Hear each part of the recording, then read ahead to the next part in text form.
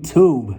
Today, this is going to be my favorite video today because I love helping people. There's been so many people who've helped me get to where I'm at with my landscape construction company. So today I'm going to be talking about how I sold my first $75,000 project. I'm going to be going into detail. This is going to be a really long video, so I'd recommend a piece of paper, a notepad, take some notes. I'm going to be giving you actionable things you can actually do to have the same success and more, that I had with this project. So if you guys are ready, here we go. All right, guys. So I'm going to be answering questions: who, what, when, where, why, and I hope you guys leave a lot more in the comments that I can answer on my own individually. So the number one question that people are going to be asking me is, dude, how do you even find clients that are willing to spend 75 grand on landscaping? So that's a super good question. So when I first started in landscaping, I had the exact same thoughts. There's no one out here spending that much money. People are nickeling and diming me for mulch. People are nickel and diming me for the smallest of jobs that are $1,000, $2,000, $3,000. So, I can only imagine what somebody would do for $75,000. So with that being said, how did I land it? The way that I landed this project, if you guys haven't seen my last video, go watch that, but I'm going to be very upfront. The way that I landed this project was by being on Facebook. I told you guys in my last video that 50% of Facebook's audience, 50% of their audience, and they have a 2 billion, 3 billion audience, 3 billion person audience, is on Facebook. So the majority of people on Facebook are older generations. They're older than us. They're our mothers, our fathers, our grandparents, our uncles, aunts, people who are actually financially stable and have the ability to make an investment of this size in the first place. So if I were to give you steps and processes to find customers that are even willing to spend, 10 plus thousand, 15, 20, 30, 40, 50, $60,000 plus on landscaping, my first recommendation would be, what you need to do is be on Facebook, and you need to be there frequently, and you need to be promoting yourself almost so much so that people may get annoyed by seeing you post so frequently. Because why? The end result's always worth it. Would you rather have a couple people judge you for being, promotional about your own products and service that you believe in? Or would you rather work with a customer that has $75,000 to spare on some new landscaping? You'd probably rather that second option. So how did I land this project? This project, I landed from Facebook. They found us on Facebook. They contacted us in email, and that's how it all kicked off. So the facts about this project is that these customers called me in 2020. So last year, today is 2022, but it's just the new year. So last year really was 2020. So they called me in 2020. The funny thing about the project in 2020 is that Max and I had no ability or capability to even pull that project off at that time. We were still working on our first patios, our first $5,000 patios, $10,000 patios, $12,000 patios. So at that point, Max and I didn't even have the skill set to land the gig, but they found us, which is more important. We can get the skills, I can acquire the skills, I can learn the information somewhere down the line, but what you can't replace is promotion. If they saw you and they continue to see you, they're going to think you're the leader in the industry and you're the go-to person. So we gave them the bid last year, and the truth of the matter is when I gave them the bid last year, I didn't know how we would even pull this off. I had a basis. I had a general basis of like, okay, this is how a retaining wall would work, or this is how a boulder wall would work, but we had never done it before. And I just watched a bunch of YouTube videos on how to make it happen. So what I would say to you guys is that get on Facebook, man. Get everywhere. Go watch my last video. It explains everything. You need to be omnipresent. You need to be everywhere. Facebook, YouTube, Google. If you're omnipresent, they can't avoid you, and you look like the leader in the industry, and that will cause people to go with you over the other contractors. So Facebook's how I landed the deal. I didn't know how to do it when I first bid the project, but what I did in between that time and the time of actually sealing the deal was continue to promote on Facebook. I actually forgot about this project. Like, I completely forgot about the project until they gave me a call at the beginning of like April and March, and they were like, hey Josh, this is so-and-so from last year. You guys gave us a bid. Can you guys give us a new bid? We still want to do this. We didn't find anybody last year who could help us. So, what happened in between that time was indirect follow-up. When I say that is that you can follow up with somebody directly and call them, send them a text, send them a video message, send them a picture. You can do all these things. But the indirect follow-up, the best indirect follow-up is being frequent on your social medias. They know you're active. They know you're doing projects. They know you're still progressing. So, as we're learning, they're probably watching us make progress from, okay, that's a small patio to, wow, that's a nice patio and a fire pit. Wow, that's a nice patio, fire pit, seating wall, and landscaping. Wow, that's a nice all that plus outdoor kitchen. Oh, that's a nice all that plus lights and this, and that. So they're seeing your progression and they're gaining confidence in you. So to answer the first question, I landed it on Facebook by being frequent and by posting a lot and continuously showing my customers what the progress of our company looks like. All right, the next question you guys probably have, how did I even find these customers? The funny thing is, like I said just a minute ago, I didn't find them, they found me. But if I were to go back and realize how did I find these customers, it's by advertising in areas where people have money. Let's be honest. If they don't have it, they're not going to spend it. If they don't have it, they don't have the financial ability to spend it. So I was marketing in West Bloomfield, Franklin. If you're from Michigan, these are affluent areas where people have typically 2-parent households with children or 2-parent households and double income. So I'm advertising in areas where people have the ability to make a decision of this size. It's that simple. If you're looking to find people who are willing to spend money, find people who are willing to spend money. So in your area, you can probably think on top of your head, 2 or 3 counties, 2 or 3 cities that actually have people that have money. You need to market in those areas. What do I mean by that? Facebook marketing.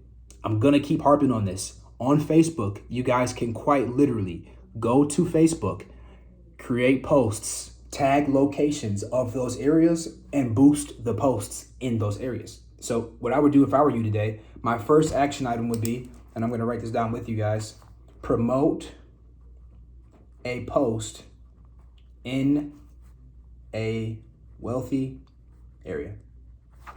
Promote a post in a wealthy area.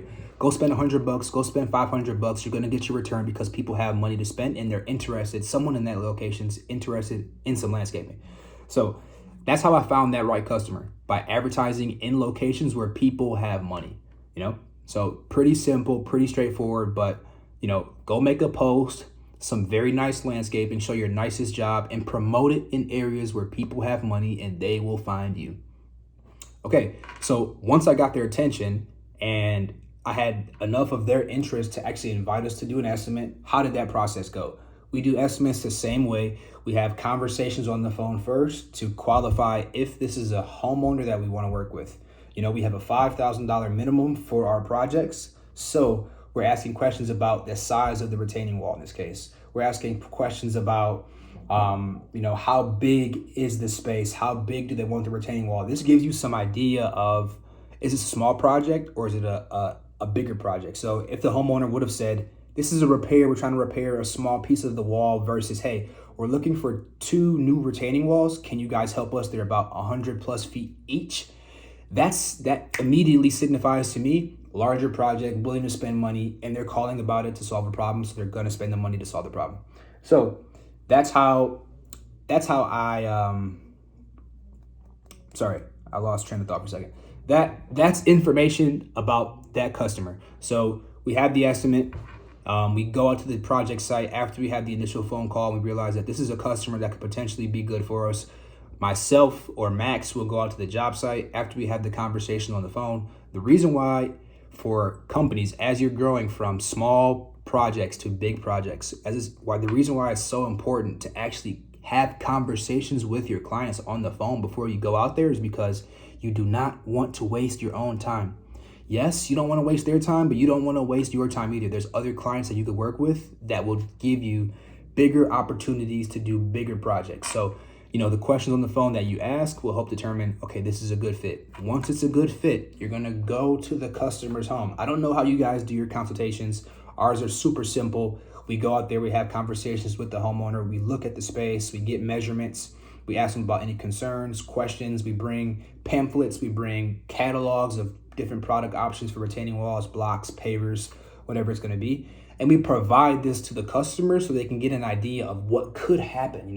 What I'm doing along the way, every step along the way of the sales process, I'm raising the customer certainty that we're the right person to work with. We're the team to beat, we're the team to work with, and we're the best fit for your home. So by providing information, like I told you in my last video, by showing them what the possibilities are, by showing them what's possible, all these things help the customer see the end goal before the end goal gets there. So that's information about the next step, the estimate, and recognizing if that's a good customer to work with. Okay, next we're going to be talking about how long did it take to do the proposal. So it took me typically it takes me, maybe a day or less to do a proposal. It really just depends on what needs to be done. So if there's a super in-depth, information that I have to add, like with working with pavilions and permits and, different burners that have different sizes or different size pieces of granite, stuff like that will help, will create a longer process because I have to get information that I don't have at the top of my head. So I don't know what the cost of granite may be next week. The prices may increase or may be a shortage of that product. So I have to call around to my different suppliers to get that information. So when we're talking about with the customer, the actual bid, it probably took me, I'd probably say 3 to 4 days because I don't know the price of boulders by the ton. These are coming from Canada. They're shipped from a quarry, direct shipment. So I had to coordinate with them, figure out when they could bring them in, figure out how much it's going to cost for the deliveries. And so that's why that bid took me so long. If you're a contractor, I'd also recommend that you get LMN, Landscape Management Network. It's a CRM, which is a customer relationship manager, where you can load in all of your contacts that you have, all of your customers and the bids that you have, and you can track where they are in the sales cycle. Were they given a bid and they're in the follow-up phase, or were they, called already and haven't been out to an estimate yet? This information will be super helpful because once that spring rush hits, man, there's going to be a flood. There's going to be a flood of customers coming to your phone, calling your phone, and you want to be as organized as possible to close deals. Because the more organized you are, the better you look, and the better you look, the more likely the customer is to pick you. Simple. Perception is reality. Perception is reality. So that's information about how quick it took me to do the bid.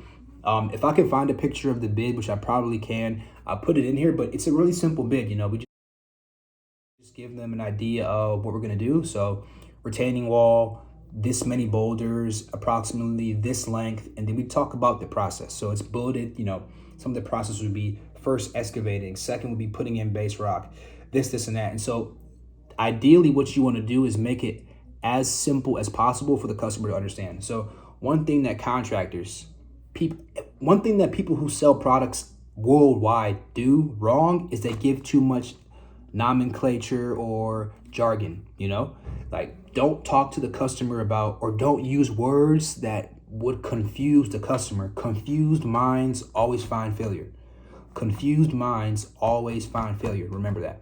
So if you're confusing the customer and they can't think about the project because you're using words that they don't know, you're going to find failure. The customer's going to find failure because they don't even know what you're selling them. What are you talking about, Josh? What is a 3/4 inch stone? Josh, what are you talking about? These string lines, what is that? So what you want to do in your proposal is to make it as simple as possible. And another way to prevent confused minds finding failure with your homeowners is by having conversations with them about the bid. If you have an opportunity to, you should definitely speak with the customer on the phone. Some of my friends love to have these consultations where they show the first price, where they show the pricing and the bids on Zoom, so that we're all having the same reaction. And I can kind of gauge, if I show it on the screen, I show 75,000 and they wince, that could be a sign that maybe this is not the size of the project they anticipated paying for, versus if they look at it and they say, okay, that sounds good. Maybe they got bids that were already higher, so they're expecting a price range between 60 and 80. So that's how long it took me to do the bid. Those are the details that I put into the contract. How long is it going to take approximately? What's the entire scope of the work? We're going to be demolition. We're going to be dumping. We're going to be using this type of base rock. You can expect this many days on site. You can expect to have this many personnel on site at the same time. And then we have a general terms of contract that explain, that we're not responsible if, animals were to get loose, or that we mark all lines before we begin projects, electrical cable, gas, water lines, things like that. We talk about, any change orders are going to be extra. Any change orders will be priced out at the price of the products. Just a bunch of things that we have in our contract that honestly protect us, just to be quite frank. Because a lot of the homeowners that we work with, when they get bids from other contractors, the bids look like bids you would use for a mulch job. And you know what I mean, 5 yards of mulch, labor, landscape fabric, $1,500, $1,500, no terms of conditions, no nothing. They don't, dude, you're not going to do a 75K project on a proposal like that. You need some terms, you need some conditions, and you need some appearance is reality. You need a contract that looks good. You need a contract that protects you actually, because you're dealing with large amounts of money. When I'm getting progress payments as this project goes along, if there's a point where the customer stiffs me for 25 grand, and that could end up being a really big problem, payroll wise, material wise, supplier wise. So you need to have contracts that are legitimate, that protect you, and give the appearance that, hey, this is a company that knows what they're doing. They're protecting themselves. They're probably protecting me along the way, and we're going to make this happen. So those are answers to my questions about how quick did it take me to do the bid, and what details go into our contracts, and why contracts are so important in this game as you get onto bigger projects. Next, we're talking about how do you manage a $75,000 project. So the way you manage a $75,000 project is no different personally than the way you would manage a $10,000 project. So people think it gets super difficult. It does, when you have a lot of different contractors that may be involved with the picture. So when you have plumbers involved and they're working on their own time, when you have electricians involved and they're on their own time, they're subcontractors to you. They're not employees. They're not obligated to work on your schedule because they have other clientele. So what I would say in terms of managing it, it's super simple, guys. We like to make it as simple as possible. One thing that I like to do is eliminate confusion for our team. So one thing that I do is pre-plan materials to come to sites on expected days or days before when they're needed. The worst thing you can do, and the worst thing that happened to me when I was building on my business, was I would have people at the job sites with nothing to do. You're literally burning cash. You're literally burning money. And it's your money. It's your money. Your profit is being burnt at that moment. So what you should do as a person managing the project is you should be anticipating and speaking to your team about, hey, what is needed and what's it going to look like at the end of day one? What does the end of day two look like? What does the end of day three look like? I'm a person, if you see me on the job site, I will come directly to our team and say, hey, what does end of the day look like? The end of the day looks like we're going to have the wall knocked down, excavated. We're going to put all the debris in this pile here. Okay, great. So that means tomorrow you guys probably need the compactor, some base rock, and the machines to be able to, the skid steer to be able to do the second phase. You need to anticipate ahead, because if you don't, you're going to lose money in this game. This game, you will lose money very fast. Money flies. So you need to be super smart about how you're managing these projects. Plan in advance. Get materials delivered before the project starts if you can. Get materials delivered before they're needed. And let the customer know, hey, we may not be there for another week, but we're getting everything delivered so that we can move as fast as possible when this project starts. They'll appreciate you being ahead of time. They'll appreciate seeing their money turned and transition from cash or check into an actual material product. Like they'll appreciate being able to see the blocks in their driveway, the stone. Like, even though it may be inconvenient, not pretty, not ideal, you're having family over, at least I know that this landscaping company is making forward progress on getting our project done, and my money is not just sitting in limbo somewhere in their account. They want to know that you're making progress and that this is actually coming to life. So that's how we manage that gig. That's how we manage bigger gigs. Same way I manage smaller gigs, continuous updates. And one thing that I do is that I talk to Max. So Max and I talk all the time, and Max will just give me a shout. Hey, bro, we're getting super close to this, and I don't have to ask him, hey, what's needed? We've been doing this for so long together. I can anticipate what type of materials you need as you reach different points in the project. So it's important to talk, just communicate with your team and ask them, yo, where are we at? Where are we going? And what do we need to get to the next step? Because the way that our business works, it's around progress payments. So the way that my contract is set up, we take deposits and then we take progress payments along the way leading up to the finished project. The benefit of that, the customer sees the project's getting done and they feel comfortable about making a payment. And the other benefit of that is cash flow. Cash flow throughout the business. Then you're going to have bills. You're going to have things that you need to pay for, skid steers, machines, rentals, all kind of stuff. It solves a lot of problems. So that's how you manage a project. Communicate with your team a lot. Ask questions. Ask hard questions, because hard questions build trust. And if you ask a hard question to your team, are we going to be able to meet this deadline? No. Cool. Thanks for letting me know. Let me tell the homeowner so that they're not in limbo about what's going on or how much longer we're going to be here. So that's how I would manage a project of this size. Get a team that you could communicate with. Get a team that knows what they're doing, how to do it, and you know when they're going to need X, Y, and Z products, so that you guys can work together as a team and make it work as seamless as possible. Because as a leader, your goal is to make success for others easier. The success for your teammates is going to be, hey, we work together to complete this project. Success for me would be me being able to give them all the tools and information so that they can actually be successful in the project. So on time, when they need it, before they need it, so they're never standing around. So keep that in mind. All right, let's talk about what goes wrong with $75,000 projects. A lot can go wrong, man. And I'm going to tell you guys what went wrong on this $75K project. So the first part of the project is a retaining wall on the driveway. That project was kick-ass. We did that super fast, 4 to 5 days, worked really well. We actually purchased specific equipment, a pave tool, retaining wall block clamp that actually allowed us to like expedite the speed of the build like rapidly. So that was a good side. That retaining wall went super fast. Okay, great. Now, there's no problems with that project. The problems that we ran into were at the back of the home. You know, we've got this huge double-tier, 2-tier boulder wall in the backyard, and there's a lot of problems that went on back there. So the first one is that we have to track on the yard. So we have to account for sod and repairing that, okay? So we get 250,000 pounds of boulders delivered to their house. So the first question is, where do you dump it? Where do you dump $250,000 or 250,000 pounds of rocks? And, you know, that's difficult because you can't dump it in the street and block and have the city involved and have them, you know, flagging you down and finding you. There's also sometimes not the best ideal locations to dump that many boulders, and the trucks that deliver that are freaking massive. So if you bring this on the customer's driveway and you crack it, you're liable. So you got to get pretty, you know, creative about how that works. So we were lucky enough to have a neighbor with a new construction home with no landscaping, no backyard, nothing, that allowed us to actually dump on their site. So we could just use our skid steer to bring the boulders from one side to another side.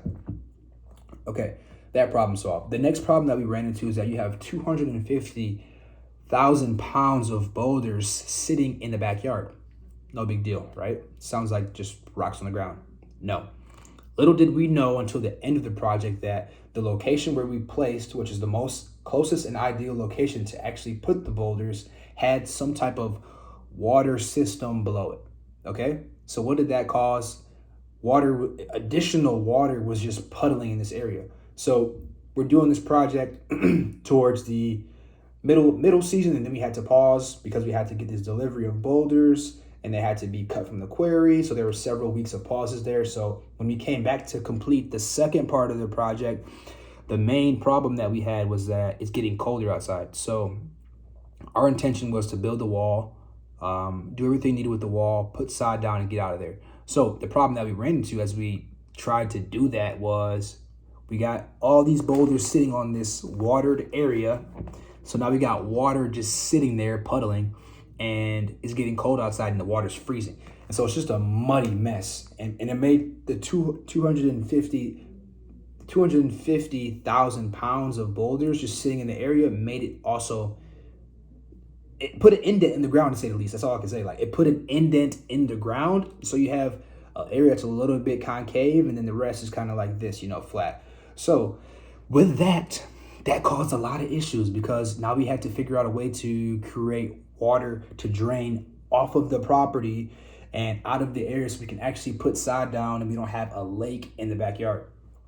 So that was a problem that actually caused a lot of issues. So we had to wait a lot of days for water to drain. We had to, you know, find creative ways to drain water from one side of this area to the drainage points.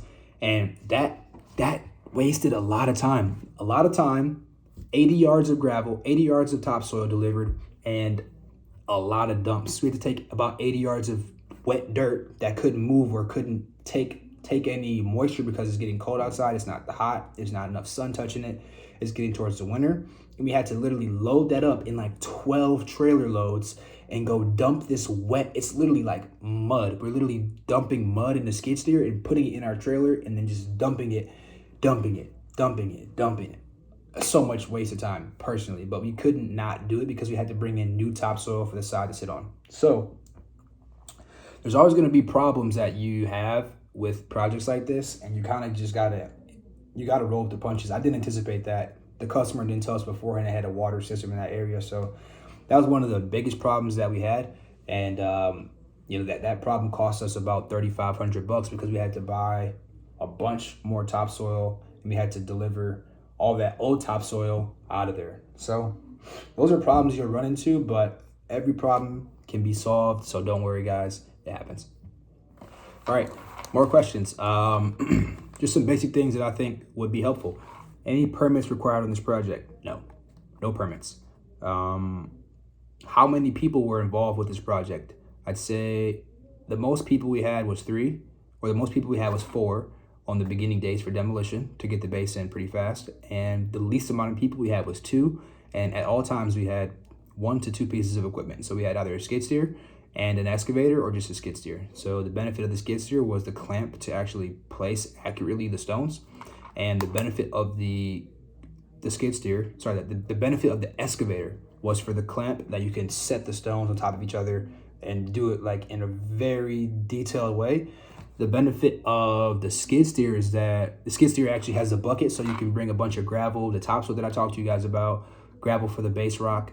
That could be easily moved from place to place, and pallets. The boulders that we got, not the boulders, the cast stone retaining wall that had these big boulders on it, it came on pallets. So we have forks so we can lift the pallet and put that as close as possible to the wall. And then with that, we used our pave tool that we purchased for this project, hooked it on a chain to the excavator or the skid steer, and just were able to swing the, it's like having, I don't know how to describe it. So if this is the excavator's arm and you've got this on here sitting like this, we're able to just swing these blocks over like this and set, swing and set. So our team's not getting tired. There's minimal labor and it goes super fast when people aren't tired because they can still stay focused. So those are questions about that. Let's see. Did we sell them a design? Yes. For this design, we did sell them just a 2D version just to get an idea of what it would look like. But I just tossed in the 3D design in there because our program shows both when you do one. So it was just a nice add-on. And yeah, our designs are $750 at that point. This year they're $950. So $750 investment to help them see the vision for their backyard. Let's see what else. Talked about some hurdles. Who's all involved? Who, what, when, where, why? I don't know. I like to answer who, what, when, where, why, but I've answered a lot of those. So what, when, yeah. All right, guys. So I don't really know what other questions you guys would want me to answer about something like this, but there's probably a ton that I missed because when I was not getting $75,000 projects, I had a lot of questions about how people did that. So I would love if you guys would drop a lot of questions below and I'll literally answer all of them. I'll answer every single question you have. So that's the information about this project, guys. This is a $75,000 project that Max and I landed in Bloomfield Hills. It's a retaining wall project on the front yard, a double-tier boulder wall in the backyard. And yeah, this is how we made it happen. If you've got any questions, please comment them below or DM me on Instagram and say your question. Just DM me and I'll respond. My Instagram is Josh K. Adkins. Josh K. Adkins. So shoot me an Instagram DM. You can follow us on our business page, oddjobs.mi. And man, this is a cool video. I know a lot of people are going to get value from this. So if you liked it, send me a like, smash the like button, smash the subscribe button, and more content coming soon. Thanks.